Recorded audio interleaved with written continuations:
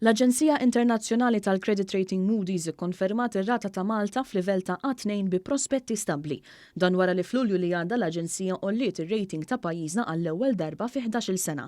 Fl-aħħar rapport dwar l-ekonomija Maltija, l-ekonomisti ta' Moody'S qalu illi Malta għandha track record of strong economic growth in recent years and elevated per capita income levels.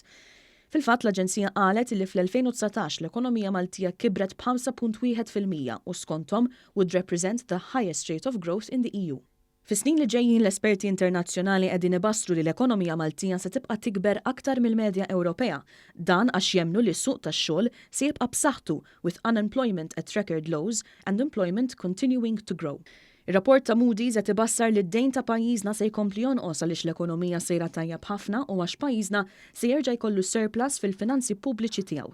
L-ekonomisti internazzjonali qed ibassru illi din is-sena s-surplus tal-gvern se jibqa' qrib il-1% tal-ġid nazzjonali u bekk id-dejn pubbliku se jinżel għal kważi 40%. Dan meta fl-ewwel kwart tal-2013 l-għafsa tad-dejn fuq il-poplu Malti kienet taqbes is-70%. Dwar il-ħatra ta' Robert Abela bħala Prim Ministru, ir-rapport tal-Moody'S jgħid illi we expect this to lead to a broad continuity of economic and fiscal policy, while Abela has also reconfirmed the government's commitment to tackle Malta's institutional challenges. Barra minn hekk fil-waqt illi innutaw li l-Partit Laburista għandu maġġoranza assoluta fil-Parlament u allura m'hawnx riski politiċi, Moody'S jgħidu illi jekk il-Prim Ministru jsejjaħ elezzjoni bikrija biex jikseb mandat ġdid qed jistennew illi l-Partit Laburista iżomm il-maġġoranza illi għandu.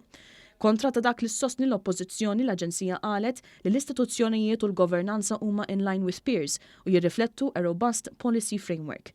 Barra minn hekk Moody'S jgħidu li jemmnu li l-Gvern se jindirizza l-isfidi istituzzjonali u jkompli issaħħaħ l-operat tal-awtoritajiet. Fost oħrajn ir-rapport isemmi żidiet fil-budget illi ngħatat ir-regolaturi finanzjarji u l-FIU u laqa it-twaqqif tal-Aġenzija kontra reati finanzjarji organizzati. Dan kien it-tielet ċertifikat pożittiv li jingħata pajjiżna fl-aħħar xahar minn aġenziji internazzjonali indipendenti. B'reazzjoni fi stqarrija, il-Gvern qal li huwa kommessi li jaħdem biex din il-fiduċja tissarraf f'aktar investiment barrani u għalhekk ġid akbar għall-familji u n-negozji tagħna.